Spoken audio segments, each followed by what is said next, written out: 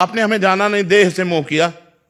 परमात्मा माना क्या, आत्मा माना क्या, देह माना ना। तो देह तो पर्दा है ही, पर्दे से प्यार कर रहे हैं। पर्दे के अंदर जो छुपा हुआ है, कठपुतली से प्यार करो, जो कठपुतली नचा रहा है उससे पता नहीं तुम्हें, तो फिर असली प्यार कहाँ हुआ? जब कठपुतली को गले लगाओगे तो हाथ कुछ लगेगा नहीं, क्योंकि वो कठपुतली थी।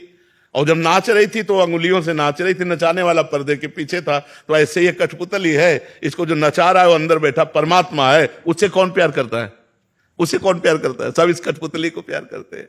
ज्ञान हो जाएगा तो कोई प्रश्न नहीं रहेगा भाई, और अगर ज्ञान नहीं रहेगा तो अच्छा है बुरा है, मालिक अगर पिता है तो इतना बुरा होने ही क्यों देता है कि इतने बुरे बुरे कर्म, मतलब इसके लिए छूट है, इसके लिए छूट दी है। दयावान है। नहीं, बड़े दयावान है, बड़े कृपालु हैं। लेकिन आप एक विचार कीजिए, अच्छे नंबर या अच्छा पद प्राप्त करने के लिए कुछ डिग्रियां रखी गई है ना, कुछ बातें रखी गई ना, तो हमारे लिए अच्छाई की सीमा रख दी गई।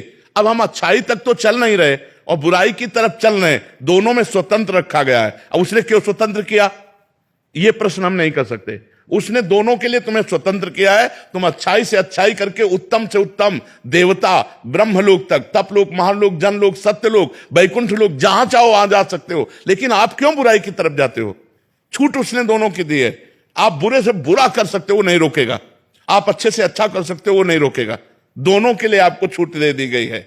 अब ये कह दो कि वो दयालु है तो बुराई बनाई ही क्यों, ऐसा नहीं हो सकता। सीमा एक जैसे मालिक की खेल है। सीमा तो है, जब ज्यादा बुराई करोगे तो तुम्हारा विनाश कर देगा, ये सीमा है। तिनकर काल रूप में भ्राता, वो कुसुमादप कोमलानी और वज्रादप कठोराणी, वो कुसुम से भी कोमल है और वज्र से भी कठोर है। तो भगवान केवल दयावान ही नहीं है, भगवान काल रूप भी है, सर्व विनाशकारी भी है। उनका कृपा का जो स्वरूप है वो दो रूप में है, एक वज्रादप कठोराणी, वज्र से भी कठोर। तो हम ये समझते हैं उसका हर विधान मंगल में है, उसका हर कार्य मंगल में है, और हमारा हर कार्य माया जनित है।